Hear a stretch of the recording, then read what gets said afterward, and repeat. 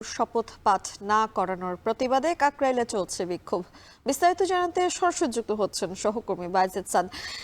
সাদ, তারা কি সারা রাতে অবস্থান করবেন সেখানে? মানে কি পরিকল্পনা, আইন শৃঙ্খলা পরিস্থিতি কেমন দেখছেন, একটু বিস্তারিত আমাদেরকে জানাবেন।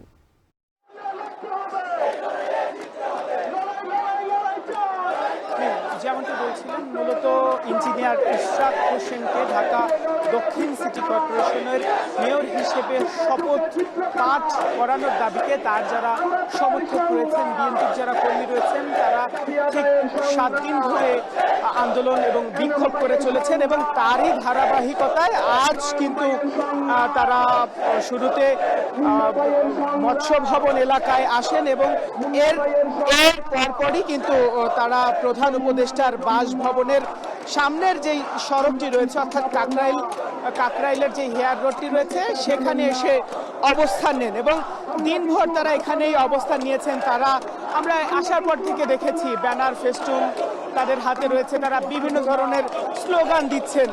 পুরো এলাকা জুড়েই, আশেপাশের কয়েকটি রোড জুড়েই কিন্তু তারা এখানে অবস্থান করছেন এবং সন্ধ্যার ঠিক পরপর এখানে ইঞ্জিনিয়ার ইশরাক হোসেন এসে উপস্থিত হন এবং তিনি কিন্তু এখানে আসার পরে তার যারা আন্দোলনকারীরা রয়েছে এখানে তাদের সঙ্গে একাত্মতা পোষণ করেন এবং তিনি বলেন যে এই যে আন্দোলনটি চলছে তাকে মেয়র করার দাবিতে, এটা শুধুমাত্র একটি ব্যক্তির আন্দোলন না, এটা আগামীর যেই নির্বাচন হবে সেই নির্বাচনকে সফল এবং সুষ্ঠু নির্বাচন যাতে করে দেওয়া যায় সেটিরও কিন্তু একটি প্রয়াস এখান থেকেই শুরু। তিনি আরও এখানে এসে যারা কর্মীরা রয়েছেন তাদের কাছে বলেন যে বিএনপি যাতে ক্ষমতায় না আসতে পারে সেজন্য বর্তমান যে অন্তর্বর্তীকালীন সরকার রয়েছে সেখানকার কয়েকজন উপদেষ্টা বিভিন্ন পায়তারা করছে, এমন মন্তব্য কিন্তু তিনি করেন। সেই সাথে সাথে তথ্য উপদেষ্টা এবং স্থানীয় সরকার উপদেষ্টার পদত্যাগও তিনি এখান থেকে দাবি করেন।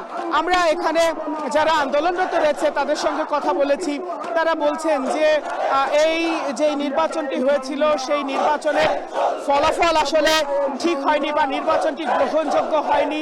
যেখানে তাপসকে মেয়র নির্বাচিত করা হয়, এই নির্বাচনটি আসলে ঠিক ছিল না, যে কারণে তাকে ইশরাক হোসেনকে আসলে মেয়র হিসেবে শপথ পাঠ করানোর জন্য তারা এই আন্দোলনে নেমেছেন এবং প্রধান উপদেষ্টার বাসভবনের সামনের যে সড়কটি রয়েছে, অর্থাৎ কাকরাইলের যে হেয়ার রোড, এখানে মূলত তাদের অবস্থান আমরা দেখতে পাচ্ছি। তারা বলছেন যে যতক্ষণ না পর্যন্ত তাদের এই দাবিটি মেনে না নেওয়া হবে, অর্থাৎ ইঞ্জিনিয়ার ইশরাক হোসেনকে মেয়র পদে বসানো না হবে, ততক্ষণ পর্যন্ত তাদের যেই এই আন্দোলনটি রয়েছে বা বিক্ষোভ রয়েছে সেটি কিন্তু চলবে। আমরা আসার পর থেকে কয়েকজনের সঙ্গে কথা বলেছি, তারা বলছেন যে ইঞ্জিনিয়ার ইশরাক হোসেনকে যে মেয়র পদে তারা বসাতে চান, এজন্য মূলত দক্ষিণ সিটি কর্পোরেশনের বিভিন্ন উন্নয়নমূলক কাজ আটকে আছে বা তারা নাগরিক সুবিধা থেকে আসলে বঞ্চিত হচ্ছেন, সেই সব কিছু ফেরত পাওয়ার দাবিতে আসলে তারা এই আন্দোলন করছেন। তারা বলছেন যে যতক্ষণ না পর্যন্ত ইঞ্জিনিয়ার ইশরাক হোসেনকে মেয়রের শপথ পাঠ না করানো হবে ততক্ষণ পর্যন্ত আসলে তারা এখান থেকে সরবেন না। এই ছিল আমার কাছে সবশেষ।